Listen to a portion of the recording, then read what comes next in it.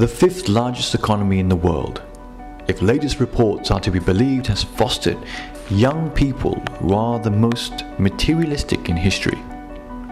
Britain has so many different expectations for its young people.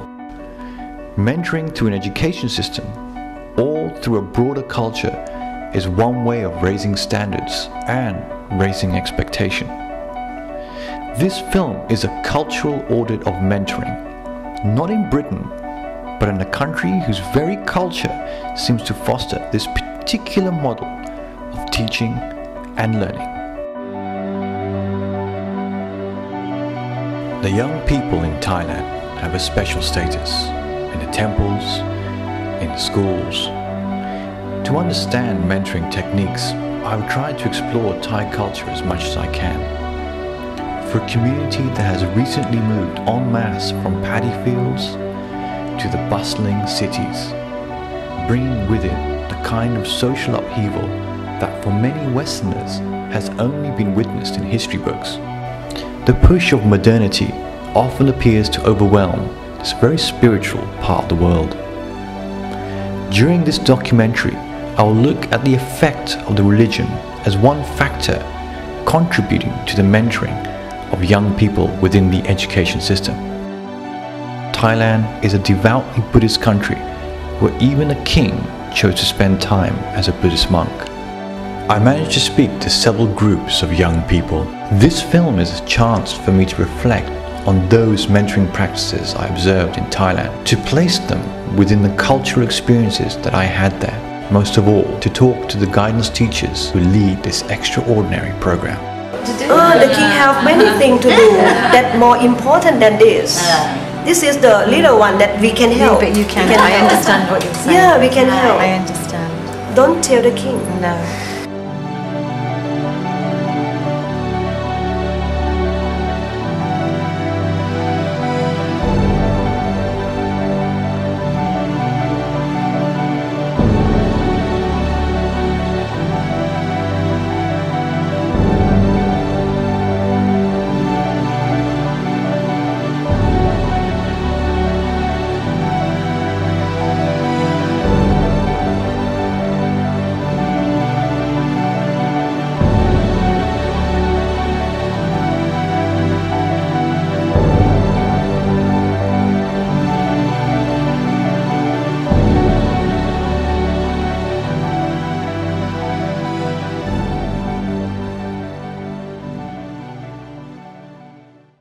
The journey from Bangkok to Chiang Mai took almost 5 hours to the northwest of Thailand.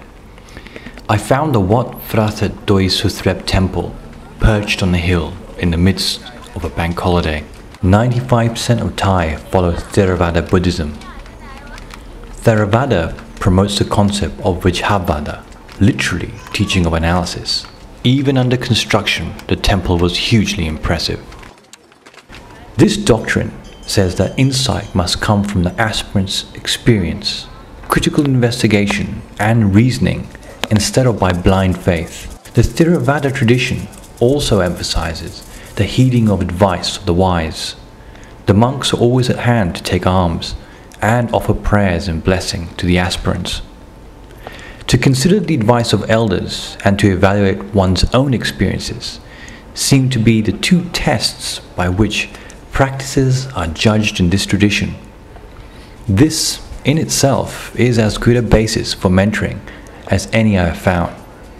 Theravada Buddhism is a continuous analytical process of life, not a mere set of ethics and ritual. Perhaps this is why I found so much picking and choosing in the rituals of the temple. The Tir Sin were everyday people who had taken a few days out to be reminded exactly how to follow this and other related Buddhist concepts. Dressed in white with no makeup and serving each other, they sought to investigate their own actions and behaviors. The temple seemed informal and relaxed, with the usual tourist tap mixed in with the giving of alms, charity, devotion, families, and stunning architecture. The easy mix of young and old, with no visible disagreements or arguments, seemed impossibly harmonious.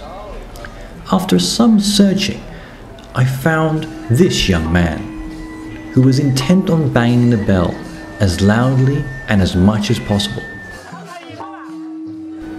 His parents stood by off camera, watching and smiling as he tested the Buddha's patience.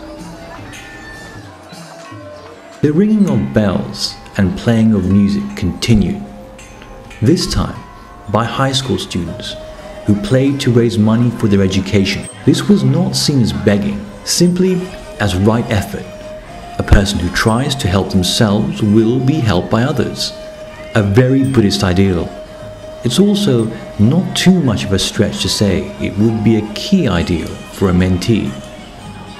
I found a brother and sister doing a sword dance, again to raise money for their education. What was interesting here was how the older brother was teaching his younger sister how to do the dance. Quite by accident, I had found my first example of mentoring in Thailand. Young people in Thailand have a very special status. Throughout my experience here, I found each area that I visited very child-friendly. Children and adults seem to have a very clearly defined role. This definition springs from the culture, with a great deal of tolerance and compassion being shown both to the very old and the very young.